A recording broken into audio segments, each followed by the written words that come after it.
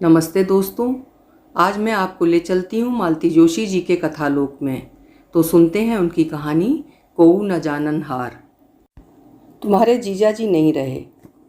Cup में चाय डालते हुए मेरे हाथ अनायास कांप गए। मैंने इनकी ओर प्रश्नार्थक दृष्टि से देखा। अखबार हाथ में लिए ये कुटिल ढंग से मुस्कुरा रहे थे। उस क्षण मुझे बड़े अजनबी से लगे। मैंने अखबार उनके हाथ से झपट लिया। पहले ही पृष्ठ पर काले चौखाने में समाचार था। नगर के एक प्रसिद्ध कपड़ा व्यवसायी रोटेरियन श्री सेठ बनवारी लाल जी का लंबी बीमारी के बाद बंबई के एक नर्सिंग होम में निधन हो गया। समाचार तो काफ़ी लंबा था, पर और आगे पढ़ने की इच्छा ही नहीं हुई। अखबार को मेज पर पटक कर कसैले स्वर में मैंने कहा, मेरे जीजा जी को परलोकवासी हुए 18 वर्ष बीत गए। आपको शायद मैं बता चुकी हूँ। चौंकने की बारी अब उनकी थी। सॉरी अनु, उन्होंने अपराधी स्वर में कहा और किसी तरह चाय समाप्त कर वहाँ से उठ गए। उनके चेहरे पर पुते अपराध बोध ने बाद में मुझे धिक्कारना शुरू किया। इतना ताव खाने की क्या जरूरत थी भला? सब कुछ जानते बूझते भी उन्होंने आज तक इस विषय में कभी कुछ नहीं कहा था। आज ही पता नहीं कैसे इतनी ऊंची बात कह गए। पर वे तो पराये ही हैं। हम लोग जो जीजी के परम आत्मीय हैं, हम भी तो इस अपराध से बरी नहीं हैं। हम भी तो दल बांध कर दीदी का न्याय करने बैठ गए थे और उतना बड़ा अन्याय कर डाला था। उसकी टीस अब तक सालती है। हम सब लोग तो अम्मा की तेरही पर भैया के यहाँ इकट्ठे हुए थे। बेचारी अम्मा मन में ये अरमान लिए ही चली गई थी कि बेटा उन्हें बेटी की कमाई खाने के पाप से उबार ले और अपने साथ लिवा ले जाए। जिस दिन भैया का रिजल्ट आया था, उसी दिन उन्होंने ऐलान कर दिया था कि अब वे किसी की धौंस नहीं सहेंगी, अपने कमाऊ पूत के पास जाकर रहेंगी। पर वो शुभ दिन कभी आया ही नहीं। सरकार की नई नीति के मुताबिक भैया की पहली पोस्टिंग वज्र देहात में हो गई थी। ढंग से आने जाने का साधन भी नहीं था। कॉलेज से नए नए निकले डॉक्टर 2 वर्ष तक देहातों में खट सकते थे। अधिकांश लोगों ने सरकारी नौकरी का मोह त्याग दिया। जो खाते पीते घर के थे वो तो अपनी क्लिनिक खोल कर बैठ गए। कुछ पैसा कमाने के लिए खाड़ी के देशों में चले गए। भैया मन मार कर नौकरी करते रहे, पर जब भी घर आते अपनी दुर्दशा का बखान कर अम्मा को रुला रुला देते थे। अम्मा ने लाख कहा, मुझे साथ ले चल, कम से कम खाने पीने का तो आराम हो जाएगा। भैया कानों पर हाथ रख लेते, तुम्हारी छूत छात वहाँ कौन संभालेगा, और फिर रोज़ तो तुम्हें बीमार होना है। तू डॉक्टर जो साथ होगा, मैं तुम्हें देखूंगा या अपने मरीजों को। और फिर गांव में ना ढंग की दवाई मिलती है ना इंजेक्शन। शहर ले जाना चाहो तो ढंग की सवारी भी नहीं है। ना बाबा, कल को तुम्हें कुछ हो गया तो ये बहनें मुझे नोच खाएंगी।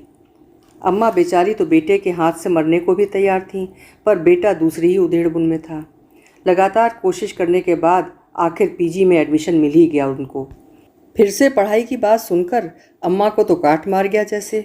पर भैया ने उन्हें समझा दिया कि आजकल एमबीबीएस की डिग्री को कोई टके सेर भी नहीं पूछता, और फिर इस पढ़ाई में तो वेतन भी मिलेगा।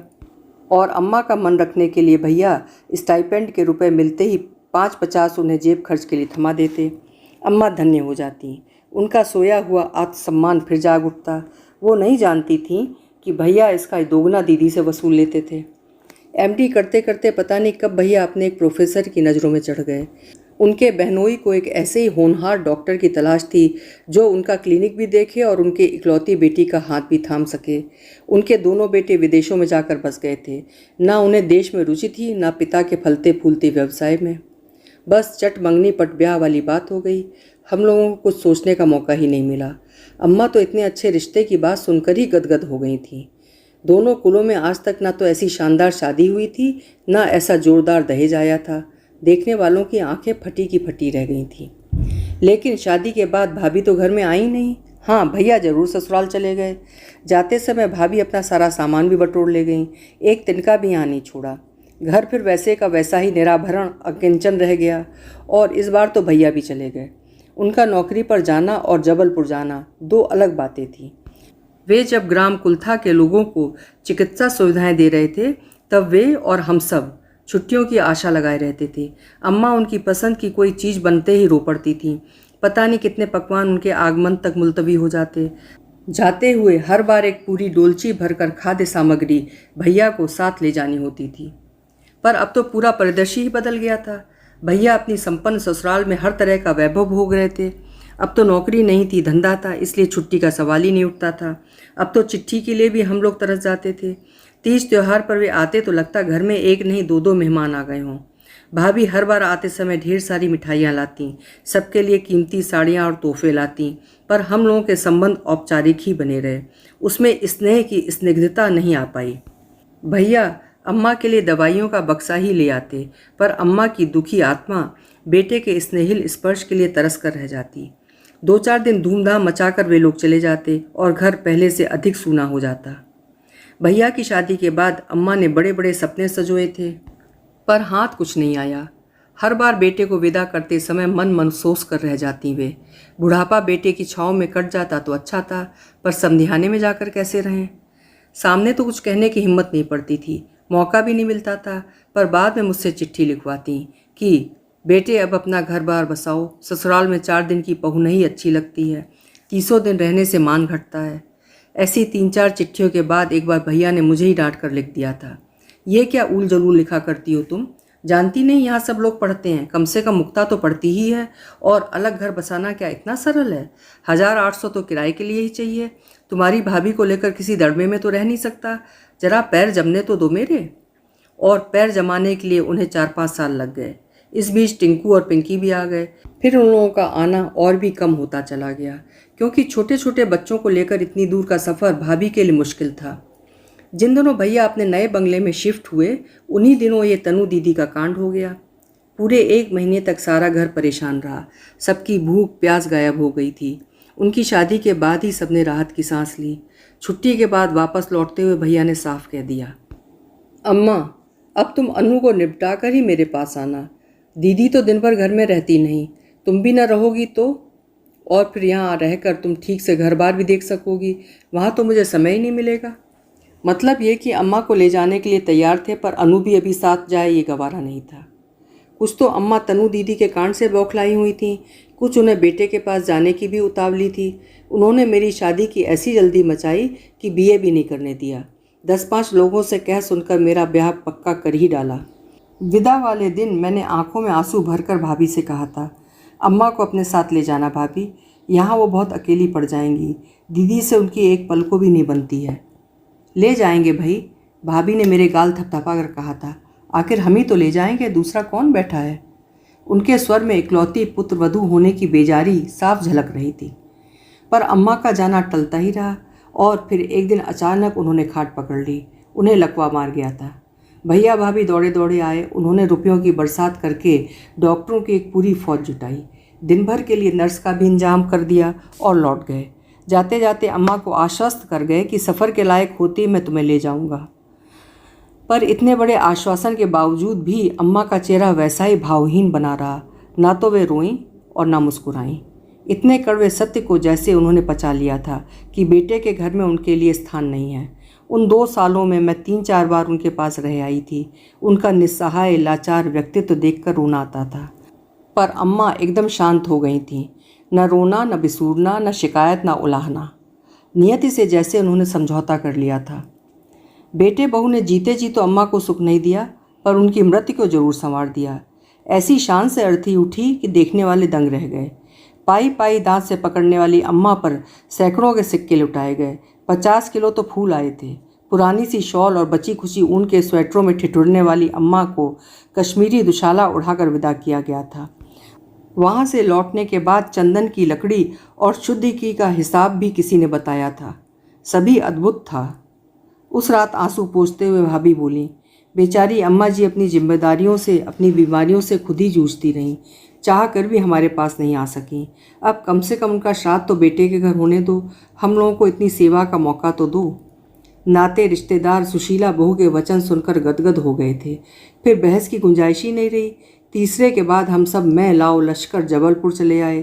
तनु दीदी बड़ी दुष्ट हैं। बोली, भाभी का वहाँ छोटे से घर में उस पुरातन माहौल में दम घुट रहा होगा, तभी तो ये प्रेम उमड़ा है। खैर कुछ भी हो, भैया भाभी ने अंतिम संस्कारों में दिल खोल कर खर्च किया, कोई कोर कसर नहीं रहने दी। जिस बंगले ने अम्मा के दीनहीन व्यक्तित्व को सदा नकारा था, वहाँ अब उनका एक एनलार्ज चित्र बड़ी प्रतिष्ठा के साथ लगा हुआ था। 13 दिन तक वहाँ फोटो के सामने भजन होता रहा। रोज गरुड़ पुराण बाँचा गया।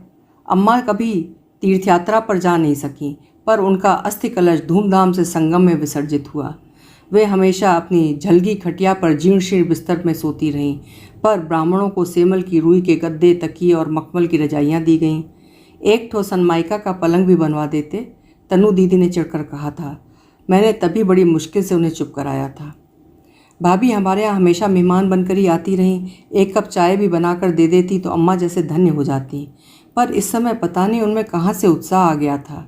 नौकरों की फौज सदा लेकर दौड़ दौड़ कर व्यवस्था कर रही थी। गहमा गहमी ऐसी थी जैसे कोई शादी का घर हो। श्राद्ध वाले दिन तो सचमुच उत्सव का सा वातावरण था। भाभी की माँ तो कहती भी जा रही थी, अरे ये तो खुशी का मौका है, बड़े बूढ़ों की मौत का कोई मातम थोड़ी मनता है। फिर बहन जी तो अपने सारे फर्ज पूरा करके गई हैं, सब बाल बच्चे ठिकाने से लग गए, अब तो भरे दरबार में चले जाना ही अच्छा था। बेचारी अपने कष्टों से भी मुक्ति पा गई। भाई कोई कितनी ही सेवा करे, अपना कष्ट आप ही झेलना पड़ता है। उनका ये वेदांत सुन सुनकर हम लोगों के कान पक गए थे। उस माहौल में अम्मा के लिए आंसू बहाना भी मजाक लगता था। 13 वाले दिन सेठ जी भी पधारे थे। उन्होंने आयोजन में हाथ भी बटाया था, पर जिस अपनत्व का वे प्रदर्शन कर रहे थे उसका दशांश भी उन्हें नहीं मिला। उन्हें देखते ही भैया भाभी के मुंह फूल गए थे। उनका उखड़ा मूड देखकर नातेदार रिश्तेदारों में खुसर फुसर शुरू हो गई थी। सेठ जी शायद वापसी का रिजर्वेशन करवा कर ही आए थे। वे उसी रात बिलासपुर एक्सप्रेस से लौट गए थे। उन्हें छोड़ने कोई स्टेशन तो क्या जाता, भैया दरवाजे तक भी नहीं आए। सिरदर्द का बहाना करके लेटे रहे। भाभी पतिव्रता भारतीय नारी की तरह उनकी सेवा में लगी रहीं। गपशप के बहाने मैं और तनु दीदी ही उस कमरे में सिमट आए थे। दीदी ने मंगू को भेजकर साइकिल रिक्शा बुलवाया। उसमें सेठ जी को विदा करने के बाद वे दनादन सीढ़ियाँ चढ़कर आंधी की तरह कमरे में आईं और बोलीं, भैया ये क्या तमाशा है? क्या हुआ दीदी? यहाँ हर अरे गहरे आदमी के लिए गाड़ियाँ दौड़ रही हैं और सेठ जी को रिक्शे पर जाना पड़ा। तुम्हारी तबीयत ठीक नहीं थी, तुम स्टेशन नहीं जा सकते थे, न सही पर भेजने का प्रबंध तो कर सकते थे। वे गाड़ियों के मोहताज नहीं हैं। उनके दरवाजे पर 2-2 इम्पाला खड़ी हैं। पर तुम्हारा भी तो कुछ फ़र्ज बनता था, कुछ अपनी कुछ उनकी इज्जत का तो ख्याल किया होता। दीदी, जो शख्स बिना बुलाए किसी के यहाँ पहुँच जाता है उसे इज्जत की अपेक्षा नहीं रखनी चाहिए। कोई तुम्हारे लड़के की शादी नहीं थी कि उन्हें बुलावे की ज़रूरत होती। वे तुम्हारा ऐश्वर्य देखने नहीं, अम्मा के प्रति अपनी श्रद्धा व्यक्त करने आए थे। इस घर से उनके कुछ संबंध हैं। ये तो उनका बड़प्पन है कि इतनी दूर आकर उन्होंने इसे निभाया। इस घर से उनके जैसे संबंध हैं सब जानते हैं। ये तो अच्छा हुआ कि भाभी समझदारी से उठकर चली गईं, नहीं तो उनके सामने ये चर्चा बड़ी अटपटी लग रही थी। उनके जाते ही भैया ने भी जैसे राहत महसूस की। बोले, दीदी वैसे कहना तो नहीं चाहिए, आज तक कभी कहा भी नहीं, पर अब ये सब अच्छा नहीं लगता। उसे तो सबको देख देख कर आदत सी पड़ गई है। अब तो बोलने वाले भी थक कर चुप हो गए हैं, पर उनका यहाँ आना जरा अच्छा नहीं लगा। मैंने जानबूझकर उन्हें कार्ड नहीं भेजा था, पर फिर भी वो चले आए। मेरे ससुराल वालों का तो ख्याल किया होता। मैं तो शर्म से ज़मीन में गड़ा जा रहा हूँ। दीदी हतबुद्धि होकर छोटे भाई का प्रवचन सुन रही थी। हर शब्द के साथ उनके चेहरे की रेखाएं तनती जा रही थीं। भैया के चुप होते ही कसैले स्वर में बोली, कपिल पहली बार ससुराल किसी कार में बैठ कर गए थे, याद है? नई बहू को पहली बार किसके गेस्ट हाउस में ठहराया था? वो तो याद होगा ना। तब तुम्हें शर्म क्यों नहीं आई? इतने ही शर्मदार थे तो पीएमटी की परीक्षा में बार बार क्यों बैठते रहे? कहीं क्लर्क क्यों नहीं बन गए? डॉक्टरी पढ़ना क्या ऐसा ज़रूरी था? और लगी लगाई नौकरी छोड़कर दोबारा कॉलेज ज्वाइन करते हुए भी तुम्हें शर्म नहीं आई थी? अब किस बात पर आ रही है? मेरी मजबूरी को समझने की कोशिश करो दीदी। अब तक मैंने कभी कुछ कहा है? नहीं कहा है तो कोई एहसान नहीं किया भैया। सब कुछ देख सुनकर भी तुम और तुम्हारी अम्मा आंखों पर पट्टी क्यों बांधे रहीं? तुम्हें हर कीमत पर डॉक्टर बनना था, लड़कियों को अच्छे घरों में ब्याहना था। इसके लिए पैसा कहाँ से आएगा, कैसे आएगा, इसकी तुम लोगों को कोई चिंता नहीं थी। आज तुम्हारे सब काम पूरे हो गए हैं, तुमने अपने पैर जमा लिए हैं, बहनों से भी फारिग हो चुके हो और अब तो अम्मा को भी फूंक आए हो। अब आराम से बैठकर बड़ी बहन को ऊंच नीच समझा सकते हो, उस पर शर्म कर सकते हो जिसने तुम्हारे लिए अपना सर्वस्व त्याग दिया। भैया का चेहरा इतना सा निकल आया। तनु को शायद दया आ गई। बोली भैया को गलत मत समझो दीदी, उन्हें हमें सबको आप पर नाज है। आपके त्याग और तपस्या को भी हम कभी नहीं भुला सकते, पर अपने ससुराल वालों का तो ख्याल करना पड़ता है ना। उनके मुंह तो हम नहीं बंद कर सकते। अरे वाह, सूप बोला तो बोला, अब छलनी भी बोलने लगी। क्या कहते हैं तुम्हारे ससुराल वाले? तुम्हारे मुछंदर ससुर ने जब 30,000 के लिए मुंह फाड़ा था तब नहीं सोचा कि ये बिना बाप के बच्चे हैं, इतना पैसा कहाँ से देंगे? और तुम्हारा ये गोबर गणेश सतीश, प्रेम करते समय तो होश नहीं था, शादी के बाद उठते ही लल्लू जी माँ के आंचल के तले छुप गए, बाप के आज्ञाकारी पुत्र बन गए। तनु, याद रखो कि यदि उस समय मैंने भी हाथ खींच लिया होता तो तुम्हारी मुनमुन आज किसी अनाथालय में होती, या क्या पता उसे पैदा ही नहीं होने दिया जाता। तुम्हारी अम्मा ने अपने बच्चे पालने के लिए मेरे अजन्मे बच्चे को मरवा डाला था, पर मैंने ऐसा नहीं होने दिया। तुम्हारी अम्मा ने। ये बार बार तुम्हारी अम्मा क्यों कह रही हो दीदी? क्या वो तुम्हारी अम्मा नहीं थी? नहीं, मेरी माँ तो बाबूजी के साथ ही विदा हो गई। अब जो घर में थी वो तुम्हारी माँ थी, एक स्वार्थी, झगड़ालू, मुंहफट, खूसट बुढ़िया थी, जिसने मेरा जीवन नर्क बना दिया था। तुमने तो उसका श्राद्ध आज किया है, मैं तो उसका तर्पण बरसों पहले कर चुकी हूँ। अम्मा के भव्य श्राद्ध का ये कैसा समापन था। शादी के 4 साल बाद भी अपने परिवेश से जुड़े रहने की पता नहीं मेरी कैसी जिद थी कि अपने शहर का एक अखबार में ज़रूर मंगाती थी। अम्मा की मृत्यु के बाद घर छूट गया था, पर शहर से अभी भी मोह था। परिचित गली मोहल्लों के नाम, लोगों के नाम मुझे बरबस अतीत में खींच ले जाते। घर में और किसी को उस पेपर से लगाव नहीं था। हर महीने बिल आने पर इस विषय पर एक परिचर्चा हो जाती थी, पर फिर भी ये मेरा इतना सा अनुरोध रखे हुए थे। और वही अखबार आज सुबह सुबह मेरी शांत गृहस्थी में लहरें उठा गया। सारा दिन ये अनमने बने रहे। दोपहर को काम का बहाना बनाकर लंच पर भी नहीं आए। शाम के नाश्ते के बाद तुरंत कपड़े पहनते हुए बोले, जरा सिटी तक जा रहा हूँ, बुआ जी के यहाँ भी होता आऊँगा।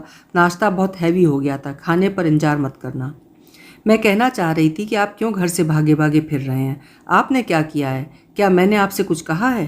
पर ऐसी बातें कहने सुनने का भी एक समय होता है। मैंने भी इस संधि प्रस्ताव को रात तक के लिए मुलतवी कर दिया।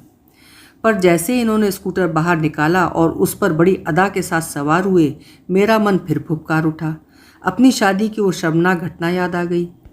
मेहमानों से खचाखच भरा सजा सवरा शामियाना बारात की आतुरता से प्रतीक्षा कर रहा था, पर 9 बजे के बाद भी उन लोगों का कोई अता पता नहीं था। आतुरता धीरे धीरे आशंका में बदलने लगी, क्योंकि जनवासे से जो भी लौटता यही कहता कि वहाँ तो आराम से पसरे हुए हैं सब, बारात चढ़ने के तो कोई लक्षण ही नहीं दिख रहे। आखिर 9:30 बजे संदेश मिला कि पहले स्कूटर की बात हो जाए, तभी जयमाल होगी। हम सब तो स्तब्ध रह गए। रिश्ता तय करते समय ऐसी कोई बात नहीं हुई थी, पर इस तर्क पर कोई कान ही नहीं दे रहा था। बाराती तो क्या, घराती भी ये कह रहे थे कि इंजीनियर दूल्हे को स्कूटर तो मिलना ही चाहिए। इसमें पहले से तय क्या करना है? इतनी समझ तो सबको होती है, खासकर तब जबकि वे लोग हार्ड कैश भी नहीं ले रहे हैं। मेरी मौसी, चाची, बुआ वगैरह सब फुसफुसा रही थीं कि इतनी ऊंची छलांग लगाने की भी क्या ज़रूरत थी, घर वर तो अपनी हैसियत से ही देखना चाहिए। इस मौके पर अम्मा ने वही किया जिसकी उनसे अपेक्षा थी। वे दहाड़ मार कर रो पड़ी, हाय, आज बिटिया के बाप जिंदा होते तो ये फजीहत क्यों होती। भैया एकदम चिढ़ गए, बोले, अम्मा ये ताने किसे दे रही हो तुम? क्या कसर छोड़ी है हमने? तुमने तो बहू को मंगलसूत्र के अलावा एक छल्ला भी नहीं पहनाया, पर उसने अपना 5-5 तोला सोना दोनों लड़कियों को दिया है। फ्रिज समेत सारा सामान दे रहे हैं, 10-20 हज़ार ऊपर से लगा रहे हैं। और क्या करें? रुपए क्या मेरे यहाँ पेड़ों पर फलते हैं? हाँ, पहले से पता होता तो कुछ इंतजाम भी कर लेते, पर वे तो अड़ गए हैं, या तो स्कूटर दो या पैसे, अभी इसी वक्त। मुझे भी ताव आ गया। सारी लाज शर्म छोड़कर मैंने कहा, भैया लौटा दो बारात। ऐसे लालचियों क्या मुझे शादी नहीं करनी है। तुम उनकी फरमाइशें कहाँ तक पूरी करोगे? मैं कुंवारी रह लूँगी, पढ़ी लिखी हूँ, नौकरी करके पेट भर लूँगी। अपने ओजस्वी भाषण पर मैं स्वयं ही मुग्ध हुई जा रही थी कि दीदी की कड़कदार आवाज़ सुनाई दी, तुम लोग अब भी चुप भी रहोगे या तमाशा ही किए जाओगे? और फिर अपने सदा के संयत धीमे स्वर में बोली, शांत हो जाओ, सब व्यवस्था हो गई है। व्यवस्था क्या हुई है यह तो मैं उस समय नहीं जान सकी, पर व्यवस्था किसने की है यह अंदाज़ा मुझे था, इसलिए मैं निश्चिंत हो गई थी। हम लोगों का एक ही आधार स्तंभ था, सेठ जी। हर प्रकार के संकट में उनका ही सहारा था। उस दिन भी उन्होंने ही हमारी प्रतिष्ठा बचाई थी। उतनी रात को एक दोस्त का शोरूम खुलवा कर वे नई गाड़ी उठा लाए थे और वर पक्ष के मुंह पर दे मारी थी। सेठ जी का सौम्य, शांत, सुदर्शन, वैभव और विद्वता से दमकता व्यक्तित्व याद आते ही मन कैसा हो उठा। हाय, ये सेठ जी हैं? भाभी ने जब पहली बार उन्हें देखा था तो चीहक उठी थी। मैं तो समझी कि कोई पगड़धारी, मुच्छड़, बड़ी तोंद वाले आसामी होंगे। ये तो वकील या प्रोफेसर लगते हैं, किसी कोने से सेठ नजर ही नहीं आते। हम लोगों को तब पहली बार एहसास हुआ कि उनका व्यक्तित्व नाम के जरा भी अनुरूप नहीं है। पैतृक व्यवसाय संभाले हुए थे, इसलिए वे सेठ जी थे। वैसे एमए इंग्लिश की डिग्री उनके पास थी। यही नहीं, वे कला मर्मज्ञ और संगीत प्रेमी थे। उनके पास दुर्लभ रिकॉर्ड्स का संकलन था और उनकी लाइब्रेरी चर्चा का विषय थी। उनकी गृहस्थी अनमेल विवाह का एक उत्कृष्ट उदाहरण थी। पत्नी साधारण रूप रंग वाली स्कूली शिक्षा प्राप्त गृहिणी थी, पर वो अपने साथ अपार संपत्ति लाई थी। परिवार की डगमगाती नाव को उन्होंने सहारा दिया था। साथ में एक एक करके 4 कुलदीपक भी दिए थे। इसीलिए बड़ी ठसक से रहती थी। बड़ी सेठानी जी अक्सर मंदिर आते जाते अम्मा के पास थोड़ी देर बैठ भी लेती थीं। तब वे बहू के उद्दंड स्वभाव की, बेटे की अपार सहनशीलता की गाथा सुनाकर मन हल्का कर लेती थीं। घर के इसी वातावरण ने सेठ जी को गंभीर बना दिया था। बहुत छोटी उम्र में परिवार का, व्यवसाय का बोझ कंधे पर आ पड़ा था, इसीलिए वे असमय प्रौढ़ भी हो गए थे। वैसे उम्र उनकी बहुत ज़्यादा नहीं थी। उनका बड़ा बेटा मुश्किल से मेरे बराबर रहा होगा, पर नियति के थपेड़ों ने उन्हें बौना नहीं किया था, बल्कि उनके व्यक्तित्व को एक गरिमा प्रदान की थी। मैं तो उन्हें बचपन से ही देखती आ रही थी। हमारे तो मकान मालिक ही थे, पर जब भी देखा मन में एक श्रद्धा ही उपजी थी। उनकी सदाशयता के विषय में बहुत कुछ सुन रखा था, पर उसे जानने का अवसर दीदी की शादी में ही मिला। निमंत्रण पत्र छपकर आते ही बाबूजी सबसे पहले कोठी पर ही गए थे। इतना अच्छा दामाद पाने के लिए बधाई देते हुए सेठ जी ने कहा, पंडित जी, मेरे लायक जो भी सेवा हो अवश्य बतलाइएगा। संकोच करने की जरूरत नहीं है। आप बड़े जरूर हैं, पर लड़की की शादी का अभी आपको अनुभव नहीं है। मैं 5 बहनों को ब्याह चुका हूँ। बरातियों का ऊँट किस करवट बैठेगा इसे भगवान भी नहीं जानते। सिर्फ कहकर ही वे चुप नहीं हुए। जनवासे के लिए उन्होंने अपना गेस्ट हाउस खोल दिया, खुद अपनी देखरेख में उसकी साफ सफाई करवाई। तब से तो जैसे परंपरा सी बन गई। किराएदारों के यहाँ जब भी शादी ब्याह होता, गेस्ट हाउस बारात के लिए रिजर्व हो जाता। भैया की शादी में तो दुल्हन को भी वहीं ठहराया गया था। हम लोगों का घर छोटा था और मेहमानों से ठसाठस भरा हुआ था, इसलिए परछन के बाद भाभी को सीधे वहीं ले गए थे। सुबह नहा धोकर वे दोनों आ जाते, रात को वापस लौट जाते। 3-4 दिन तक जब तक भाभी रहीं, यही क्रम चलता रहा। दीदी के ससुराल वाले तो जनवासे की चमक दमक देखकर ही दंग रह गए थे। तिस पर उनकी सेवा के लिए बड़ी गाड़ी भी थी। ढेर के ढेर लोग बटोर लाए थे, पर उनसे ढूंढकर भी कहीं कोई नुक्स निकालते न बना। भाग्य की बात, इतने धूमधाम से ब्याही गई दीदी ससुराल में साल भर भी नहीं रह पाई। 2 दिन की नामालूम सी बीमारी में जीजाजी अचानक चल बसे और सूनी मांग लिए दीदी पुराने घर में लौट आई। साथ में था 2 महीने का गर्भस्थ शिशु और ससुराल की ढेर सारी लांछनाएं। हम लोगों पर तो जैसे पहाड़ टूट पड़ा। अम्मा रो रो कर पागल हो गईं और बाबूजी एकदम टूट से गए। कितने चाव से उन्होंने अपनी लाडली बिटिया का ब्याह किया था। अपनी हैसियत से कुछ ज़्यादा ही खर्च कर गए थे। उस कर्ज से अभी उबर भी न पाए थे कि ये वज्रपात हो गया। दुख तो अपनी जगह था ही, बेटी का पूरा जीवन एक प्रश्न चिन्ह बनकर उनके सामने खड़ा हो गया। शादी में जितने आए थे उससे कुछ ज़्यादा ही रिश्तेदार इस बार इकट्ठे हो गए थे। सबके मन में एक प्रश्न था, अब मन्नू का क्या होगा। इसी समस्या को सुलझाने के लिए परिजनों की एक पंचायत सी जुड़ी। ये तो सबने एक मत से स्वीकार कर लिया कि मन्नू की दूसरी शादी करनी है। अभी बेचारी की उम्र ही क्या है। जाति में ना मिला तो अंतरजातीय वर्ग खोज लेंगे। आजकल तो ये आम बात हो गई है। समस्या अगर थी तो बच्चे की। विधवा विवाह तो अब प्रचलित हो गए हैं, पर समाज अभी इतना प्रबुद्ध नहीं हुआ कि उसकी संतान को भी स्वीकार कर ले। फिर इस अनचाहे बच्चे की जिम्मेदारी कौन लेगा। ससुराल वाले तो बात नहीं पूछेंगे। यहाँ जो हैं वे ही बड़ी मुश्किल से पल रहे हैं। तब इस अजन्मे मेहमान से मुक्ति पाना ही श्रेयस्कर होगा। इस आकस्मिक आघात के बाद दीदी एकदम पत्थर हो गई थी। अम्मा दिन रात रोया करती, पर दीदी की आंख से एक आंसू नहीं टपकता। वे चुपचाप एक कोने में बैठी शून्य में ताकती रहती। उनके गर्भ में पलने वाला वो जीव उन्हें बेहद परेशान किए हुए था। एक बूंद पानी भी नहीं पीने दे रहा था, पर वही शायद उनका सबसे बड़ा संबल था। उसकी आहट के सहारे ही वो इतना बड़ा दुख चुपचाप झेल गई थी। अपने इसी लाडले के निर्वासन की भनक कान में पड़ते हुए चीत्कार कर उठी। उन्होंने अम्मा बाबूजी के पैर पकड़ लिए। वे जिस तरह अपने अजन्मे शिशु के जीवन दान के लिए रो रही थीं, गिड़गिड़ा रही थीं, उसे देख सुनकर सबके दिल दहल गए। बड़ी मुश्किल से उन्हें चुप कराया जा सका। फिर मामा, मामी, मौसी, बुआ, चाचा, ताऊ सभी उनको घेर कर बैठ गए और एक एक करके समझाने लगे, देखो मनु, ये समय भावनाओं में बहने का नहीं है। जाने वाला तो चला गया, पर तुम्हारा अपना पूरा जीवन तुम्हारे सामने है। आज जिसे तुम अपनी ज़िंदगी का सहारा समझ रही हो, कल को वही तुम्हारे पैरों की बेड़ियाँ बन जाएगा। और ये तो सोचो कि उसे लेकर रहोगी कहाँ। ससुराल वाले तो नाता तोड़ ही चुके हैं। अम्मा बाबूजी क्या ज़िंदगी भर बने रहेंगे। उसके बाद क्या भाई की गृहस्थी में फालतू सामान की तरह पड़ी रहोगी। तुम रहना भी चाहो तो क्या कोई चैन से रहने देगा? भाई तुम्हारा अपना है, पर भाभी तो पराए घर से आएगी, वो तुम्हें झेल लेगी। अगर बच्चा तुम्हारी गोद में आ ही जाता तो उसे छीनने का किसी को हक नहीं था। पर अब यही समझ लो कि भगवान ने हमें एक मौका दिया है। हो सकता है कल को कोई समझदार लड़का तुम्हारा हाथ थामना चाहे, उस समय ये मोह, ये जिद तुम्हें बहुत महंगी पड़ेगी। निर्णय खुद ही लेना है, पर जल्दी। तुम्हारी अपनी ज़िंदगी है, जैसी चाहो मोड़ लो। हम सब तो केवल सलाह दे सकते हैं बस। पता नहीं मन पर कितना बड़ा पत्थर रखकर दीदी ने सबकी मर्जी के सामने घुटने टेक दिए।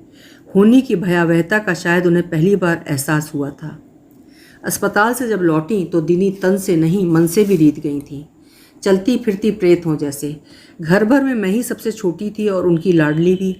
दुख की घड़ियों में वे मुझसे ही कुछ बोल बतिया लेती थी, मेरे कहने से 2-4 दाने मुंह में डाल लेती थी। पर इस हादसे के बाद तो मुझसे भी कट गई। उदासी की एक मोटी सी चादर में उन्होंने जैसे अपने आप को कैद कर लिया। वे तो अपने दुख में घुल ही रही थीं, अम्मा बाबूजी भी उन्हें देख देख कर छींचने लगे।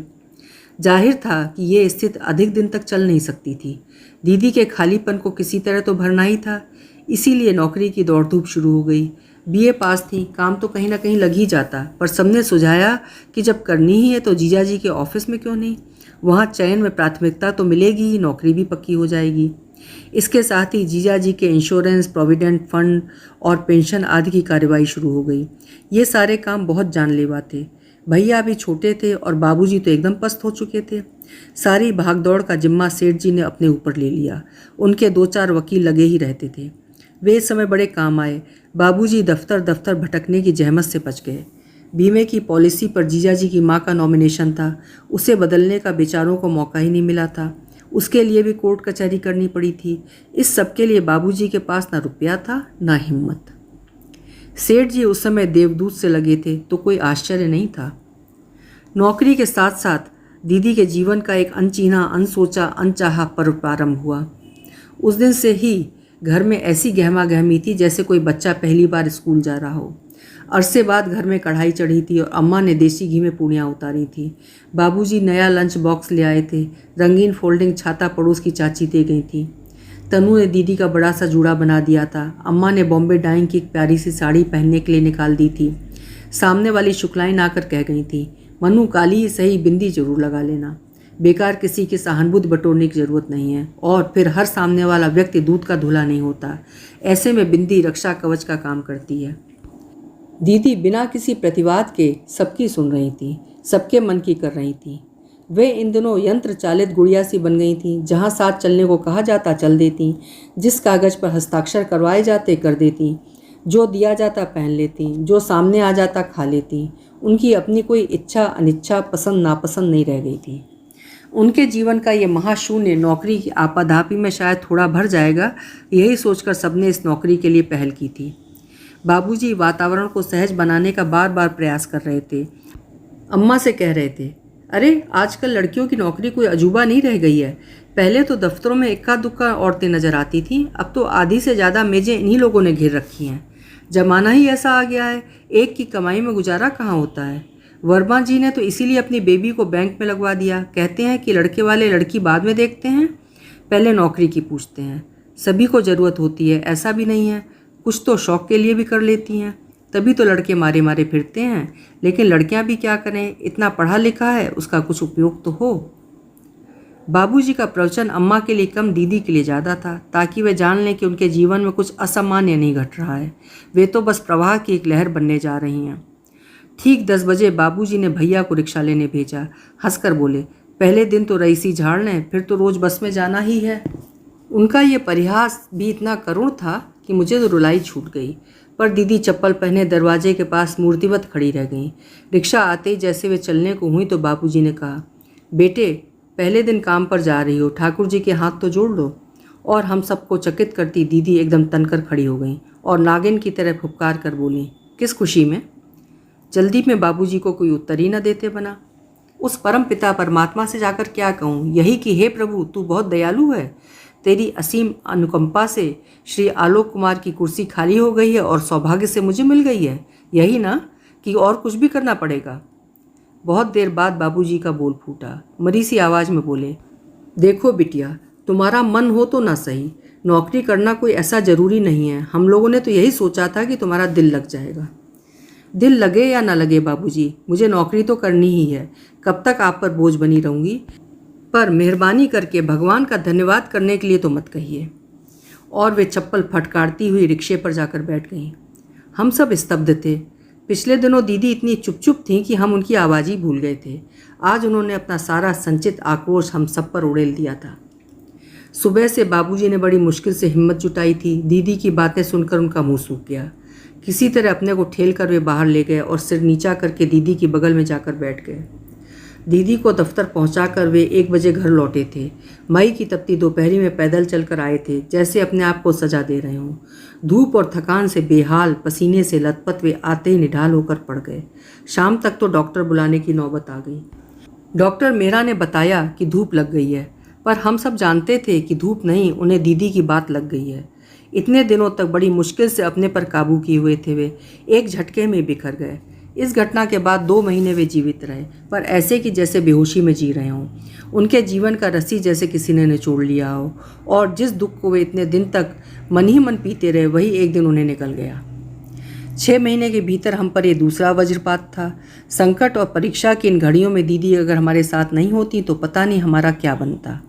ये बात तो बहुत छोटी सी है कि उन्हीं के दम से हमारे यहाँ दोनों वक्त का चूल्हा जल रहा था। सबसे महत्वपूर्ण तो यह था कि उन्होंने एक पल के लिए वे हमें ये महसूस नहीं होने दिया कि अब हम अनाथ हो गए हैं। वे फिर से वही स्नेहमयी दीदी बन गई थीं। पहले वे हमें अपनी ओट में छिपाकर अम्मा बाबूजी के रोज से बचा लेती थीं, अब विधाता के कोप से हमारी रक्षा कर रही थीं। पहले अपने जेब खर्च से हमारी छोटी मोटी फरमाइशें पूरी कर दिया करती थीं, अब जिंदगी की अहम ज़रूरतों को पूरा कर रही थीं। अब फिर से उनसे अपने सुख दुख की बात की जा सकती थी। उनकी गोद में सिर छिपाकर निसंकोच रोया जा सकता था। बाबूजी की प्राइवेट नौकरी थी, पेंशन का वहाँ कोई प्रावधान नहीं था। फिर भी उन्होंने भैया की नौकरी के लिए पेशकश की थी। भैया तो एकदम रुआसे हो गए थे। बचपन से ही डॉक्टर बनने का सपना पाले हुए थे। बाबूजी की भी यही तमन्ना थी। अब 19 वर्ष की कच्ची उम्र में बाबूगिरी में चिपकने की कल्पना उनके लिए असहनीय थी। बेचारे एकदम से गुमसुम से हो गए, पर उन्हें अपने अरमानों का गला नहीं घोटना पड़ा। दीदी ने आगे बढ़कर नौकरी का वो प्रस्ताव ठुकरा दिया। बाबूजी ने रहे तो क्या हुआ, मैं तो हूँ, मैं अपने भाई को डॉक्टर बनाऊंगी। मुसीबत अगर थी तो अम्मा को लेकर थी। पता नहीं कैसी हो गई थी कि उन्हें समझना और समझाना दोनों मुश्किल हो गया था। उनका दुख स्वाभाविक था, पर उसे व्यक्त करने का ढंग बड़ा अशोभनीय, लज्जास्पद था। जीजा जी की मृत्यु के बाद उनका लगातार रोना देखकर हम लोग परेशान हो गए थे, पर बाबूजी की मृत्यु पर तो उनका शोक अनर्गल प्रलाप में बदल गया था। अपने सारे सुसंस्कार ताक पर धरकर वे दिन रात दीदी को कोसती रहती कि खसम को खाकर मरने यहाँ आ गई और बाप को भी खा गई। दोनों घर उजाड़ कर अब महारानी बनकर चैन से बैठी है। हम लोग सुनते और कांप कांप जाते। इस तरह की भाषा पहले कभी नहीं सुनी थी। अपनी स्नेहशीला जननी का ये रूप हमारे लिए सर्वथा नया था। क्या ये वही अम्मा हैं जिन्होंने दीदी की शादी के 2 महीने पहले से रोना कल्पना शुरू कर दिया था? शादी का काम करते या उसकी बात भी करते करते उनके आंसू निकल आते थे। विदा के दिन तो वो एकदम बेहोशी हो गई थी। दीदी जब अपने दुर्भाग्य का लेख लेकर ससुराल से लौटी तो अम्मा ने उन्हें ऐसे सहेज लिया था जैसे वो नन्ही बच्ची हों। अपनी ममता का ऐसा मजबूत घेरा उनके चारों ओर बना दिया था कि संवेदना प्रकट करने वाले भी दीदी तक नहीं पहुंच पाते थे। वही अम्मा अब कैसी हो गई थी? उनके स्नेह का स्रोत किसने सोख लिया था? और उस दिन तो हद ही हो गई थी। मैं बैठक वाले कमरे में बैठकर पढ़ रही थी कि पड़ोस की चाची ने आवाज़ दी, अनु जरा सुनना। दरवाज़ा खोलकर देखा, लगदग साड़ी पहने, मेहंदी महावर लगाए सजी सवरी चाची कहीं जाने को तैयार खड़ी थी। ये चाबी रख ले अनु, पप्पू मुन्ना स्कूल से लौटे तो दे देना। वे जाने को मुड़ी थी कि अम्मा बाहर निकल आईं। इतनी धूप में कहाँ जा रही हो दुल्हन? चाची एकदम सकपका गईं। अम्मा का और उनका पिछले 15-20 वर्षों का साथ था। बुलावे में, मंदिर में, बाजार में, हर कहीं दोनों साथ ही जाती थी। इसलिए चाची बेचारी बाहरी चाबी देकर खिसक रही थी कि अम्मा ने रोक ही लिया। इतनी धूप में कहाँ चल दी? चाची सकुचा कर बोली, परले मोहल्ले वाली शुक्लाइन ने सुहागिन न्योती हैं, कब से जाना था पर काम निपटाते ये टेम हो गया। चलूँगी अब। अनु चाबी का ख्याल रखना बिटिया। और चाची जैसे जान छुड़ा कर भागी। अम्मा दरवाजे में देर तक खड़ी उन्हें जाते देखती रहीं। बाबूजी की मृत्यु के बाद से अम्मा ने घर से बाहर पैर नहीं दिया था, पर पास पड़ोस की खोज खबर रखने की आदत पे नहीं छोड़ पाई थी। चाची जब तक दिखाई देती रहीं, अम्मा उन्हें देखती रहीं। उनके गली से ओझल होते हुए पछाड़ खाकर जमीन पर गिर पड़ी और भूमि पर लोट लोट कर रोने लगी। मैं तो एकदम घबरा गई। तनु दीदी भी भीतर से दौड़ कर आ गई। क्या हुआ अम्मा? हम दोनों पूछती रह गईं, पर ना उन्होंने कोई उत्तर दिया और ना ही उनकी रुलाई का वेग कम हुआ। शाम 5 साढ़े 5 बजे दीदी थकी हारी दफ्तर से लौटी। अम्मा उस समय भी अस्त व्यस्त अवस्था में नंगे फर्श पर पड़ी थी। क्या हुआ? दीदी ने घबरा कर पूछा। अम्मा एकदम उठ बैठी। अब होने को और क्या बाकी रह गया है करमजली? पता नहीं किस कुघड़ी में अपनी सूनी मांग लेकर घर में घुसी थी कि मेरा भी श्रृंगार छिन गया। निगोड़ी मुझे भी अपना जैसा कर गई। हम तीनों जैसे पत्थर हो गईं। हम तो यही समझे थे कि बाबूजी के वियोग में अम्मा पगला गई हैं, पर शायद उससे भी बड़ा दुख था सुहागन की उपाधि का छिन जाना। कितनी ठसक के साथ शादी ब्याह में मुंडन कंछेदन में जाती थीं, वो अधिकार छिन गया। अपनी इस हताशा को वे इस निर्मम ढंग से दीदी पर थोपेंगी, किसने सोचा था? पूरी शाम घर में सन्नाटा सा छाया रहा। हम बार बार कनखियों से दीदी को देख रहे थे, पर उन्हें जैसे कुछ भी नहीं व्यापता था इन दिनों। उन्होंने इत्मीनान से स्टोव जलाकर अपने लिए चाय बनाई। फिर हम दोनों बहनों को आवाज़ देकर कहा, तनु तू आटा लगा, तब तक अनु सब्जी काट देगी। मैं ज़रा कपड़े बदल कर आती हूँ, फिर चटपट खाना बना दूँगी। खा पी कर तुम लोग पढ़ने बैठो। ये रोना धोना अब रोज़ का ही लगा रहेगा। इस पर अम्मा ने फिर कोई बहुत ही कड़वी बात कही, पर दीदी उसे चुपचाप पी गई और मुंह हाथ धोने चली गईं। रोज़ की तरह उन्होंने फटाफट खाना बनाया और बैठक के कमरे में ही बैठकर पेपर देखती रहीं। 8 बजे भैया कोचिंग क्लास से लौटे तो उन्होंने मुझे आदेश दिया, अनु फटाफट सबकी थालियाँ लगा लो, मैं आ रही हूँ। अम्मा खा रही हो तो उन्हें भी बुला लो। हमें मालूम था अम्मा नहीं खाएंगी, कोई उन्हें मनाने भी नहीं गया। सब चुपचाप अपने अपने आसन पर बैठ गए और वे बगल के कमरे में बैठी बड़बड़ाती रहीं। हम लोग चुपचाप कौर निकल रहे थे। एक अजीब सा मौन हमारे बीच तन गया था। जब आधे से अधिक खा चुके तो दीदी ने ही उस मनहूस चुप्पी को तोड़ते हुए आवाज़ दी, अम्मा हमें नहीं खाना, कह तो दिया। मैं खाने के लिए नहीं पूछ रही हूँ, रखा है, जब मर्जी से खा लेना। मैं तो ये बतला रही थी कि आज दफ्तर में अशोक आया था। कौन अशोक? अशोक मेरा देवर। इतनी जल्दी भूल गई? क्या कह रहा था? कुछ नहीं, पिछली बातों के लिए माफ़ी मांग रहा था। कह रहा था माँ ने बुलाया है, पापा भी याद कर रहे हैं। अम्मा अब बहुत देर तक उदासीन नहीं रह सकीं। उठकर रसोई में आ गई और वहीं फर्श पर बैठकर बोली, अब बड़ी याद आ रही है? तब तो अपशकुनी कुलच्छनी जाने क्या क्या कहकर घर से निकाल ही दिया था। उनका क्या दोष है अम्मा?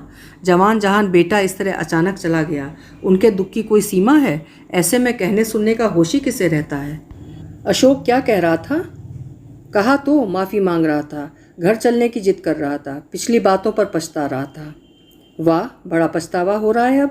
तुम्हारे बाप के मरने पर कोई झांकने भी नहीं आया। इतना सा व्यवहार भी तब निभाते न बना, अब बड़ा प्यार आ रहा है। प्यार क्यों नहीं आएगा अम्मा? उनके बेटे की 250 रुपये की पेंशन मंजूर हुई है, 15,000 इंश्योरेंस का मिलेगा। लोग बाग सब खबर रखते हैं और ठीक भी है, उनके बेटे की कमाई है, पहला हक उन्हीं का बनता है। सब लोग मनी मन हिसाब लगाने लगे। 15,000 एक मुश्त, 250 रुपये पेंशन और दीदी की तनख्वाह। हमारी इसी उधेड़बुन को बीच में रोककर भैया ने कहा, तुम्हारा पैसा है दीदी, जिसे चाहो दे दो, पर उन लोगों ने तुम्हारे साथ जो सलूक किया है उसे मत भूलना। मेरी याददाश्त बहुत अच्छी है कपिल, मैं किसी का भी व्यवहार नहीं भूली हूँ, इसीलिए आज तुम सबके सामने ये बात रख रही हूँ। मैंने तो सोचा था कि अपना जीवन बर्बाद हो गया, कोई बात नहीं, मैं बाबूजी की जगह ले लूँगी, उनके सपनों को आकार दूँगी, तुम्हें डॉक्टर बनाऊँगी, इन दोनों का ब्याह करूँगी। पर मेरे यहाँ रहने से अम्मा का कलेजा दिन रात जलता है, सोचती हूँ वहीं चली जाऊँ। ताने उलाहने तो दोनों जगह सुनना है, तब अपने घर में ही क्यों न रहूँ? हम सबका कौर हाथ ही में रह गया। दीदी चली जाएंगी, मतलब ये जो रूखा सूखा दोनों वक्त मिल रहा था उसके भी लाले पड़ जाएंगे। हम लोग अभी अपने ही सोच में डूबे थे कि अम्मा एकदम उठी और दीदी के गले से लिपट कर बिलख उठी। हाय मैं मर जाऊं, मेरे जबान में कीड़े पड़ जाएं। अपना राई सा दुख सहिजती रही, बिटिया का पहाड़ सा दुख आंखों की ओट में हो गया। वो तो कौवों की तरह घात लगाए बैठे हैं, पर उन्हीं कसाइयों के अपनी लाडली को मैं दोबारा नहीं भेजूंगी। अम्मा रोते रोते दीदी को पुचकार रही थीं, बलैया ले रही थीं। दीदी पत्थर की सी मूर्ति बनी बैठी रहीं। जैसे ही अम्मा की पकड़ थोड़ी ढीली हुई, वो उठकर बर्तन समेटने लगीं। एक प्रश्न मन में उमड़ा था, पर पूछने की हिम्मत नहीं हुई, क्योंकि उस क्षण दीदी एकदम पराई सी लग उठी थी। पर आज भी मन में वो प्रश्न वैसा ही अनुत्तरित है। क्या उस दिन अशोक सचमुच दफ्तर आया था? उसके बाद तो सारा परिदृश्य ही बदल गया। बाबूजी की सारी जिम्मेदारियां तो उन्होंने बहुत पहले ही ओढ़ ली थीं, पर गृहस्वामिनी की हैसियत से जिस मान सम्मान का, सुख सुविधा का उन्हें अधिकार था, उस पर अब ध्यान दिया जाने लगा। उस छोटे से घर में एक ही कमरा ऐसा था जो जरा अलग थलग सा था। पहले वो अम्मा बाबूजी का कमरा हुआ करता था, बाद में भैया ने उसे अपना स्टडी रूम बना लिया। वो कमरा कब और कैसे दीदी का हो गया पता ही न चला। वे एक धुरी बन गई जिसके चारों ओर सारा घर घूमता था। उनके आराम का पूरा ध्यान रखा जाता। सुबह अब उनके उठते ही और शाम को दफ्तर से लौटते ही गर्मा गर्म चाय का कप उनका स्वागत करता। दोनों वक्त ताज़ा उनकी पसंद का खाना समय से तैयार मिलता। सुबह वो मुंह हाथ धोकर आती, तब तक बिस्तर पर साफ चादर बिछ चुकी होती, कमरा धुला पोछा मिलता। रात को सोने के लिए कमरे में जाती तो दिन भर वाली चादर के स्थान पर सफ़ेद चादर लगी मिलती। मसहरी भी कोई ना कोई तान ही देता। इनमें से किसी भी बात के लिए दीदी ने कभी आग्रह नहीं किया था। वे पहले की तरह सहज सामान्य बनी रहना चाहती थीं, पर अम्मा को ये गवारा ना था। कभी रसोई में हाथ बटाने जाती तो अम्मा प्यार से झिड़क देती, रहने दे, दिन भर वहाँ मगज खपा कर आई है, अब क्या आग तापेगी, चल कर आराम कर। ये दोनों जो ऊँट सी घूम रही हैं किस काम की हैं। इतवार को अगर दीदी अपनी साड़ियाँ धोने या प्रेस करने बैठ जाती तो अम्मा हम पर बरस पड़ती। खा खा कर मस्ता रही हो दोनों, ये नहीं होता कि उसकी धोती खींच दें, हाथ जैसे घिस जाएंगे। कभी दफ्तर से दीदी सब्जी लेकर लौटती दिखाई दे जाती तो अम्मा भैया को गली तक दौड़ा देती। बिटर बिटर देख रहे हो, पर यह नहीं होता कि आगे बढ़कर झोला ही थाम लें। यूँ तो घर में बार बार घटते दुखद प्रसंगों ने हमारी हंसी छीन ली थी, हमें असमय गंभीर बना दिया था। आपस में लड़ना झगड़ना भी हम लोग भूल चुके थे। घर में एकदम मनहूस सन्नाटा छाया रहता। हंसने बोलने का अपना शौक़ हम संगी साथियों में पूरा कर लेते थे। फिर भी किसी छुट्टी के दिन हम सब लोग मिलकर बैठते तो एक आध ठहाका लग ही जाता था। रेडियो की आवाज़ एक आध बार ऊंची हो ही जाती थी। तब अम्मा झल्ला पड़ती, कैसे बेहया हो तुम लोग, जरा देर को चुप नहीं बैठा जाता। अभी बेचारी की जरा सी आँख लगी होगी, हफ्ते भर तो कमर सीधी करने का वक्त ही नहीं मिलता। कभी कभी दीदी भी हमारी मजलिस में शामिल हो जाती, पर अव्वल तो अम्मा उन्हें बैठने ही न देती, जबरन आराम करने भेज देती। वे जिद करके बैठ भी जाती तो हमारे मुंह पर ताले पड़ जाते। पता नहीं क्यों एक अदृश्य सा तनाव हमारे बीच फैल जाता। दीदी से ताड़ जाती और चुपचाप उठकर चली जाती। इन सब के लिए वे दोषी नहीं थीं, हमारे मन में कहीं खोट आ गया था। वे बाबूजी की तरह घर परिवार का भार उठाए हुए थीं, फिर भी एक बड़ा अंतर आ गया था। बाबूजी का घर में रौब दाब था, पर उन पर हमारी श्रद्धा भी थी, प्यार भी था। उनसे जो कुछ मिला उसे अपना अधिकार समझा, पर दीदी से हमें जो मिल रहा था उसे हम उनका कृपा प्रसाद समझ कर ले रहे थे। एक परायापन बीच में आ गया था, एक अव्यक्त सा डर भी मन में समा गया था कि वे जब चाहें हमें मझधार में छोड़कर जा सकती हैं। दीदी बहुत शीघ्र ही समझ गईं कि उनका एक तरह से पारिवारिक बहिष्कार किया जा रहा है। उन्होंने भी फिर हम सबसे जुड़ने की व्यर्थ की कोशिश नहीं की। अपने खालीपन को भरने के लिए उन्होंने सुबह टाइप और शाम को सितार की कक्षाओं में जाना शुरू कर दिया। टाइपिंग उनकी नौकरी के लिए ज़रूरी भी था और संगीत तो बीए में उनका विषय रहा ही था। दीदी की सितार शिक्षा की चर्चा सेठ जी तक पता नहीं कैसे पहुंच गई। एक दिन वे गाड़ी में आए और अपना सितार छोड़ गए। वे स्वयं कभी बजाया करते थे, अब तो व्यवसाय में इतने डूब गए थे कि महीनों हाथ नहीं लगाते थे। शो पीस की तरह वो साज उनके हॉल में सजा रहता था। उन्होंने दीदी को अपने संग्रह के चुनिंदा रिकॉर्ड सुनने का भी निमंत्रण दिया। अपना साज आ जाने के बाद तो दीदी को किसी तीसरे साथी की ज़रूरत ही नहीं रही। वे हम लोगों से पूरी तरह कट गईं। बस जब मन होता उसे लेकर बैठ जाती और करुण मधुर स्वरों से वातावरण को भर देती। बार बार प्रयत्न करने के बाद आखिर तीसरे साल भैया पीएमटी की परीक्षा में सफल हो गए। दुख यही था कि एडमिशन उन्हें रायपुर कॉलेज में मिला था।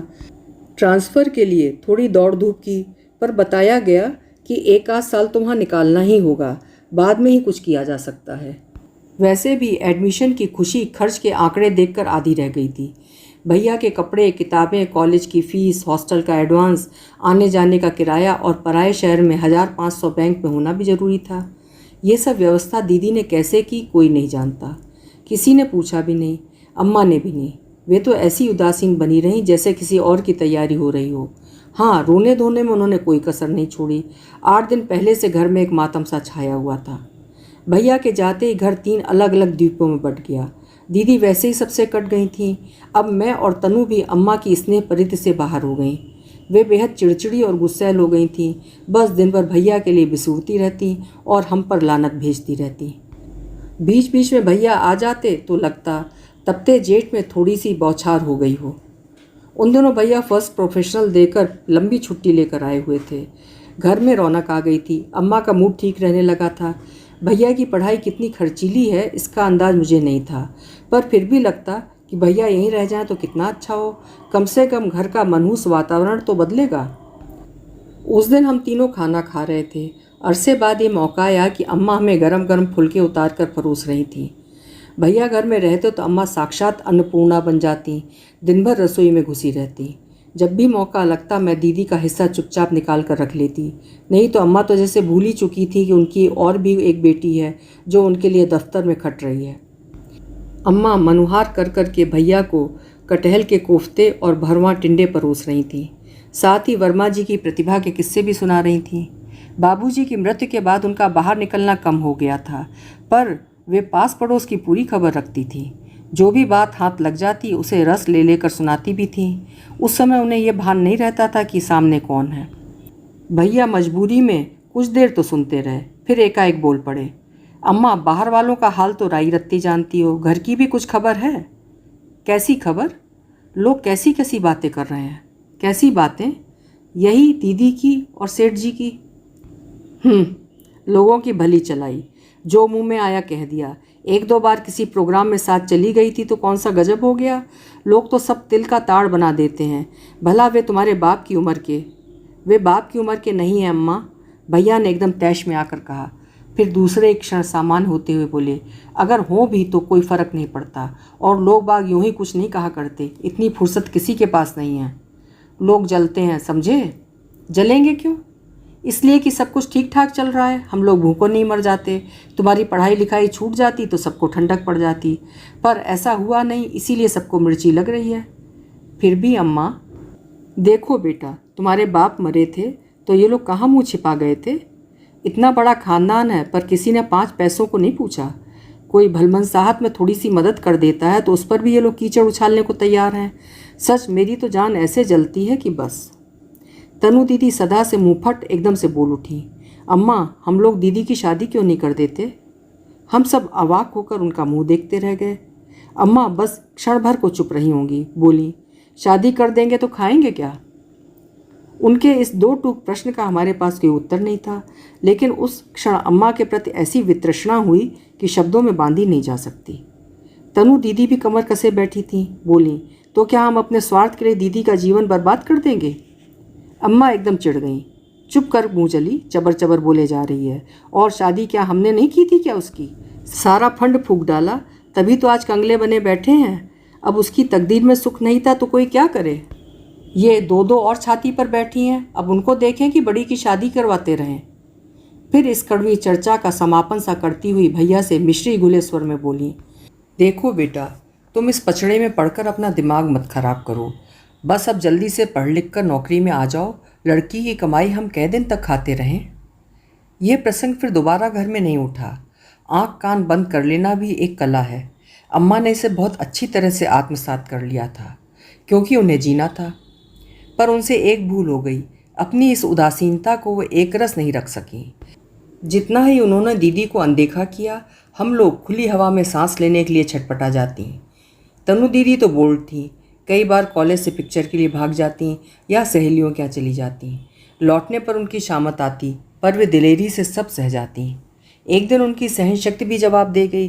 उन्होंने अम्मा को सुना दिया, जिनसे कहना चाहिए उनके सामने तो जबान नहीं खुलती, हम ही पर रौब झाड़ती हो। वे कमा कर खिला रही हैं ना, इसलिए। बाप रे! फिर तो अम्मा ने उनकी वो धुनाई की कि 3 दिन तक तनु दीदी खटिया पर ही पड़ी रहीं। पर उस घटना ने उन्हें और भी निर्द्वंद बना दिया, इतना कि फिर अम्मा भी कुछ कहते हुए सहम जाती। यही निर्द्वंदता उन्हें एक दिन ले डूबी। सच, उस समय दीदी ने यदि साहस न जुटाया होता तो तनु दीदी कहीं की नहीं रहती। वही दीदी अब कितनी अकेली पड़ गई हैं। सुबह सुबह मैंने ऐलान कर दिया, प्लीज़ मेरा रिजर्वेशन करा दीजिए, दीदी के पास जाऊंगी। ये एकाएक तुम्हें क्या हो गया? अपनी बहन से मिलने का मन हो गया, और क्या? क्यों, कोई हर्ज है? मेरे स्वर से ही इतने आतंकित हो गए कि फिर उन्होंने कोई प्रतिवाद नहीं किया। शाम को चुपचाप टिकट लाकर पकड़ा दिया और 2 दिन बाद मैं गाड़ी में थी। सफ़र बड़ी अजीब सी मनःस्थिति में कटा। आम लड़कियों की तरह पीहर जाने का उत्साह मुझ में कभी नहीं रहा। पीहर ही इस लायक न था। फिर भी अपने लोगों से, परिचितों से मिलने की उमंग थी। बचपन के माहौल को फिर एक बार जी लेने की इच्छा थी। दीदी को देखने की कल्पना मात्र से मैं सिहर जाती थी। पता नहीं नियत का यह दूसरा आघात उन्होंने कैसे सहा होगा। उस बार तो पूरा परिवार उनके साथ था, इस बार बेचारी निपट अकेली असहाय सी, अपना दुख कहने के लिए कोई संगी साथी भी नहीं। कभी सोचती बुलबुल को साथ लेकर मैंने अच्छा नहीं किया, पर इतनी सी छोटी बच्ची को छोड़ती भी कहाँ। हो भी सकता है कि उसकी किलकारियों से, तोतली बोली से दीदी का मन बहल जाए। अजीब सा असमंजस था। घर पहुंचने की ललक भी थी और डर भी लग रहा था। रिक्शे में बैठी तो घड़ी की ओर ध्यान गया। हाय, अभी तो सिर्फ 4 बजे थे। 1 घंटा प्रतीक्षा करनी पड़ेगी। पड़ोस की चाची को बोर करना पड़ेगा। रिक्शा रुकते ही दूर से घर दिखाई दे गया। दरवाजे पर ताला नहीं था। बड़ी राहत महसूस हुई। मैं भी कैसी पागल थी। भला ऐसी मनःस्थिति में उनका दफ्तर जाना संभव था। एक हाथ में बुलबुल और दूसरे में अटैची लेकर हाँफते हुए दरवाजे के सामने जा खड़ी हुई और दिल धक से रह गया। वहाँ तो किन्हीं कमल किशोर जी की तख्ती लटक रही थी। मुझे ज़्यादा देर सोचना नहीं पड़ा। रिक्शे की आवाज़ सुनकर चाची बाहर निकल आई थी। वही मुझे हाथ पकड़कर अपने घर ले गईं। घर पहुंचकर उन्होंने मुझे अंक में भर लिया और रो रो कर बलैयाँ लेने लगीं। बेचारी बुलबुल पहले तो हक्की बक्की से नज़ारा देखती रही, फिर वो भी पंचम सुर में रो उठी। तब कहीं जाकर मुझे होश आया। तब तक भाभी चाय बनाकर ले आई थी। गुड़िया के लिए दूध भी आ गया था। खा पीकर थोड़ा प्रकृतस्थ हो लेने के बाद चाची ने बताया, दीदी तो तुम्हारी बरस ऊपर हो गया कॉलोनी में रहने चली गई हैं, तुम्हें नहीं पता? अपनी जेब छिपाते हुए मैंने कहा, हम लोग तो दफ्तर के पते पर ही चिट्ठी डाल देते हैं ना। उन्होंने कभी जिक्र भी नहीं किया। अकेली पड़ गई थी बेचारी। घर में रहो तो वही वही सब याद आता था।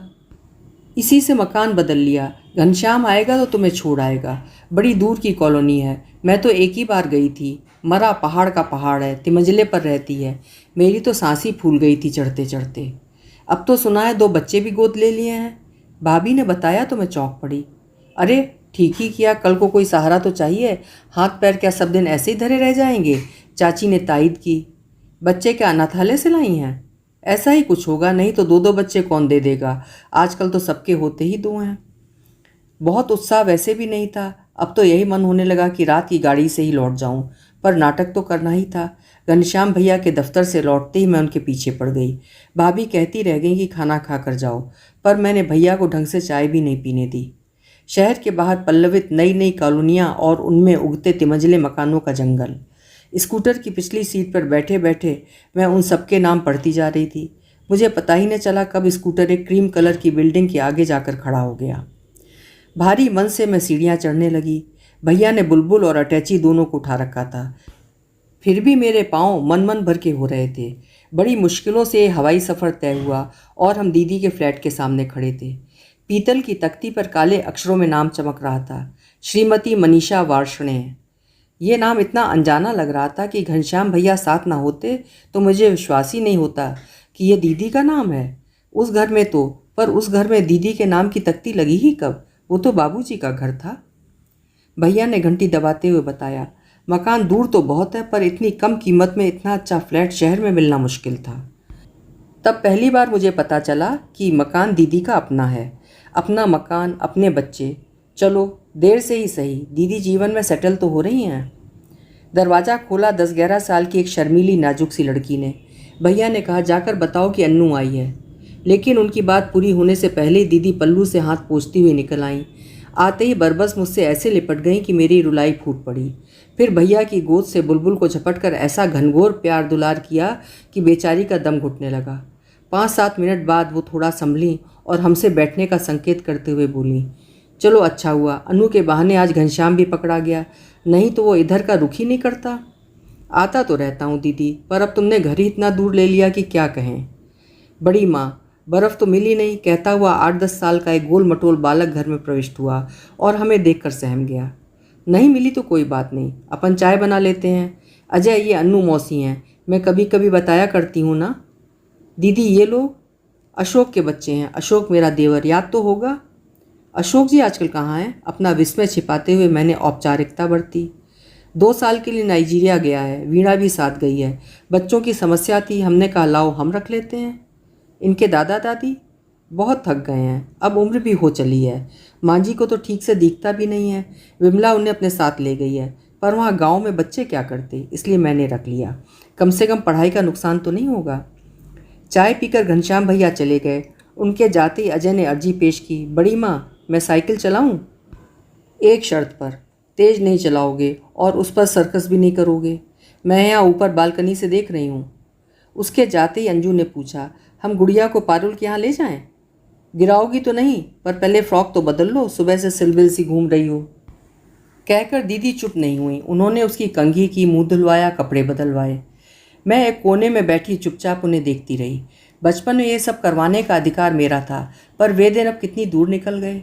बच्चों के जाते मैंने कहा, बच्चे तुम्हें आंटी क्यों नहीं कहते? बड़ी माँ तो बड़ा आउटडेटेड लगता है। मुझे तो बड़ा अच्छा लगता है, किसी तरह ही सही माँ होने का बोध तो कराता है।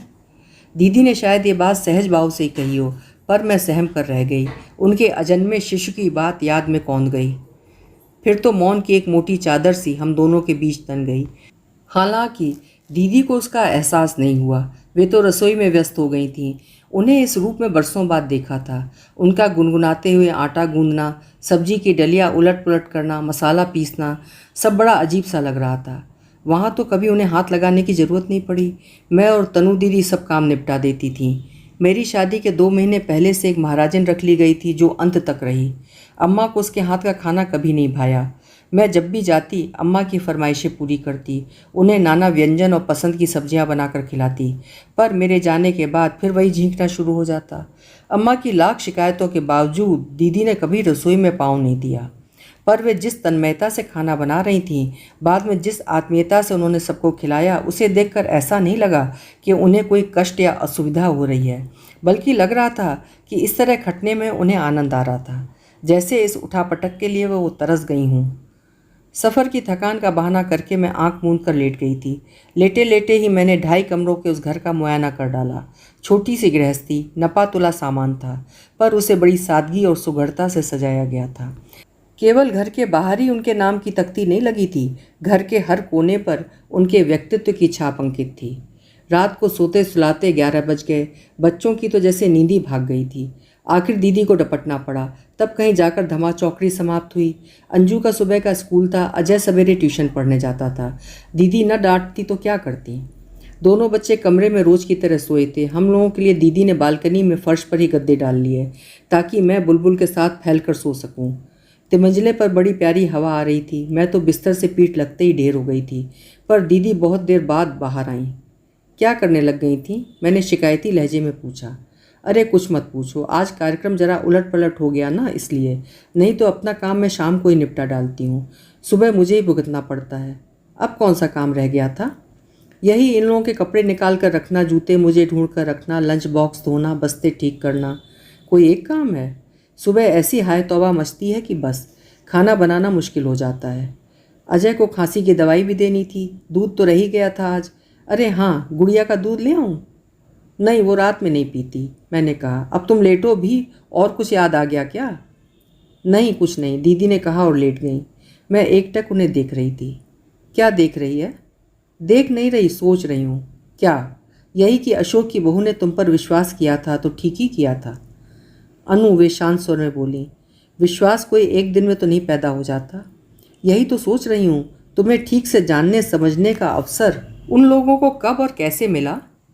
वो एक लंबी कहानी है। तो सुनाओ ना, मैंने बच्चों की तरह मचल कर कहा।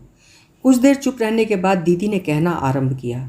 बहुत पुरानी बात है अनु, भैया तब शायद रायपुर में पढ़ता था। छुट्टियों में आया तो ब्लेज़र के लिए जिद पकड़ गया। उसे लेकर एक दिन हल्दीप ड्रेसिंग हॉल में जाना ही पड़ा। बाप रे, वो तो बहुत बड़ी दुकान है, भीतर जाते ही डर लगता है। मैंने आश्चर्य से कहा। डर तो लगता ही था, पर क्या करती, भैया की जिद थी। वैसे भी मुझे पुरुषों के कपड़ों की परख भी नहीं थी। मैं तो केवल पर्स साथ लेकर गई थी। कपिल जब तक कपड़ा देख रहा था, मैं उस सजी धजी दुकान को, उसके फैशनेबल खरीदारों को देखती रही कि अचानक मेरी नज़र अशोक पर पड़ी। अशोक? हाँ, उन अनगिनत काउंटर्स में से एक पर खड़ा वो ग्राहक को कपड़ा दिखा रहा था। मुझ पर नज़र पड़ते ही उसका मुंह शर्म से लाल हो गया। उसकी वो मानसिक यंत्रणा मुझसे न झेली गई और मैं बाहर निकल आई। उस दिन फिर कपड़ा खरीदना ना हो सका। भैया लाख भुनभुनाता रहा, पर दोबारा किसी दुकान में पाँव देने का मेरा साहस नहीं हुआ। यंत्र 40 सी मैं घर का रास्ता नापती रही। पूरे रास्ते अशोक का शर्म से झुका चेहरा मेरा पीछा करता रहा। उस रात मैं सो नहीं सकी। शादी वाले वो सुनहरे दिन याद आते रहे। वो राम लक्ष्मण की जोड़ी आंखों में घूमती रही। अशोक के कितने कितने रूप स्मृति की खिड़कियों से झांकते रहे।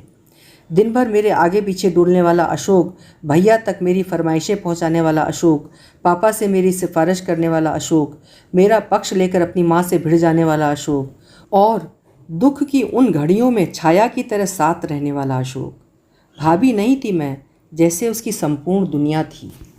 दोनों भाइयों में अद्भुत प्यार था। वे अक्सर कहते कि मैं तो परिस्थितियों के कारण नहीं पढ़ पाया, पर अशोक को ज़रूर पढ़ाऊँगा, इसे डॉक्टर, इंजीनियर, IAS बनाऊँगा। अब वे नहीं रहे तो उनका वही लाडला भाई दुकान पर कपड़ा फाड़ रहा है, और उन्हीं की पेंशन के सहारे, उनके बीमे की रकम के सहारे मेरा भाई डॉक्टरी पढ़ रहा है। ग्लानि से भर उठी थी मैं। सुबह जागी तो एक निश्चय के साथ। दूसरे दिन मैं फिर उस दुकान में गई, पर इस बार अकेले।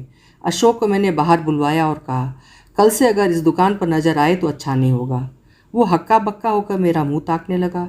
सब कुछ इतना अप्रत्याशित था कि उससे कुछ जवाब देते ही न बना। मैं स्वयं अपने सख्त लहजे पर चकित थी। दरअसल मुझे अपने आप से कोफ्त हो रही थी और गुस्सा मैं उस पर उतार रही थी। मुझे नॉर्मल होने में कुछ क्षण लगे। भीगे हुए सर में मैंने कहा, पढ़ना लिखना छोड़कर यहाँ क्या कर रहे हो भैया? इस समय तुम्हें कॉलेज में होना था। कॉलेज जाने के लिए पैसे लगते हैं, आपको शायद मालूम होगा। इस बार उसका स्वर रूखा था। मालूम है, पर तुम्हें उसकी चिंता क्यों हो रही है? अभी तो तुम्हारी चिंता करने वाले मौजूद हैं। तुम्हारे दादा नहीं रहे तो क्या हुआ, भाभी तो है। मैंने सूखी हंसी हंसते हुए कहा, और अभी 10-5 साल तक मरने का इरादा भी नहीं है। उसकी आंखों में एकदम आंसू भर आए। बोला, भाभी अब अकेला नहीं हूँ मैं। माँ पापा तो हैं ही, साथ में बीबी भी है। बीबी? हाँ, माँ का मन बहुत उचाट हो गया था। उसकी जिद थी कि बहू ले आओ, सूने घर में थोड़ी रौनक हो जाएगी। दादा की मृत्यु से माँ एकदम टूट गई हैं। उनसे घर का काम भी नहीं होता। फिर पापा को भी लालच था कि 10-12 हज़ार कहीं से मिल जाते तो उनका कोई बिजनेस शुरू कर देते। तू ही सोच अनु, इंटर पास लड़के को क्या कोई दान दहेज मिलता और क्या नौकरी मिलती? पर दोनों की जिद ने उस दुधमुहे बच्चे को गृहस्थी में जकड़ दिया। बेचारा ट्यूशन्स करके किसी नाइट कॉलेज में डिप्लोमा कर रहा था, वो भी छूट गया। ये सब कुछ सुनते सुनते हम दोनों खूब रो लिए। सारा कलमश आंसुओं में धुल गया। विदा लेते हुए मैंने कहा, आज से मैं तुम्हारी भाभी नहीं, बड़ी बहन हूँ। जिस चीज़ की ज़रूरत हो मुझसे कहो, पर ये नौकरी छोड़ दो। तुम इसके लिए नहीं बने हो। दीदी, इतनी बड़ी बात हो गई और आपने घर में कभी बताया भी नहीं। किसे बताती, सुनने की फुर्सत किसके पास थी? और उस घर में क्या मैं अपनी ससुराल का नाम भी ले सकती थी? सुनते ही अम्मा के तन बदन में आग लग जाती थी। शायद उन्हें डर लगा रहता था कि अगर ससुराल वालों ने मुझे बहका लिया तो उनका और उनके बच्चों का क्या होगा। दीदी, अम्मा के लिए तो कभी कभी तुम ज़्यादा कठोर नहीं हो जाती? शायद इसलिए कि मैंने उनके स्वार्थ का नग्न रूप देखा है। जानती हो अनु, उन दिनों मामा, मौसी, बुआ हर महीने 15वें दिन मेरे लिए रिश्ते लेकर आते थे, पर अम्मा सबको अपने आप ही चलता कर देती थी। कह देती कि वह तो जोगन बनी बैठी है, शादी के नाम से ही बिदकती है। उससे बात करो तो काटने दौड़ती है। अगर उस समय तक मुझ तक बात आती तो शायद मैं स्वयं मना कर देती। मुझे भी बहनों की चिंता थी, भाई के कैरियर का ख्याल था, पर मुझे एक मौका तो दिया होता। हर बार इतना बड़ा झूठ बोलने की क्या ज़रूरत थी? कैसी अचरज की बात है अनु, अशोक को मैंने सिर्फ उसका हक दिया था। उसने उपकार समझकर ग्रहण किया और जीवन भर के लिए मेरा ऋणी हो गया। दोनों मुझे पूछते हैं, पर जिनके लिए मैंने अपना जीवन उत्सर्ग कर दिया वे तो इसे अपना अधिकार मानकर बैठे हुए हैं। चोट एकदम सीधी थी, इसलिए तिलमिलाकर मैंने कहा, उपकार तो सब मानते हैं दीदी। हाँ, कहने का ढंग हर एक के पास नहीं होता, और मैं सोचती हूँ कि स्वार्थ जहाँ जितना गहरा होता है, भाषा भी उतनी ही लच्छेदार बन जाती है। मेरा तीर भी निशाने पर लगा है। दीदी एकदम तड़प गई। बोली, मुझसे किसी का क्या स्वार्थ है, जरा सुनूं तो। कौन सी एस्टेट है मेरे पास जो कोई मेरी खुशामद करेगा? ले देकर यही 2 कमरे हैं, कहो तो तुम्हारी बिटिया के नाम कर दूं। छोड़ जाओ इसे मेरे पास। दीदी अपनी बात पूरी भी न कर पाई थी कि मैंने अनायास ही बगल में सोई बुलबुल को जोरों से भींच लिया। मेरी इस बचकानी हरकत पर दीदी को हंसी आ गई। बोली, अपना बच्चा दूसरों को सौंपना इतना आसान नहीं है देवी जी, उसके लिए बहुत बड़ा कलेजा चाहिए। अब बच्ची को तो छोड़, उसका दम घुट रहा है, कोई नहीं छीनेगा उसे, इत्मीनान रख। झेप कर मैंने अपनी पकड़ ढीली कर दी। उसके घुंघराले बालों में उंगलियां फेरते हुए दीदी बोली, स्वार्थ से ही सही कोई अपना तो कहे, मैं तो प्यार की ही भूखी हूँ रे। अब ये कोई मौका नहीं था, पर मैं तो बेवकूफ़ी पर ही उतर आई थी। बिना किसी भूमिका के पट से कह बैठी, दीदी पेपर में सेठ जी के बारे में पढ़ा, सच बहुत अफसोस हुआ। वे एकदम चौंक पड़ी, फिर सीधे मेरी आंखों में देखते हुए बोली, ओह तो मातम पुरसी करने आई हो। अब इस बात का क्या जवाब हो सकता था, पर मैंने भी सोच लिया था कि जब बात उठाई ही है तो पूरी कह डालना ही श्रेयस्कर होगा।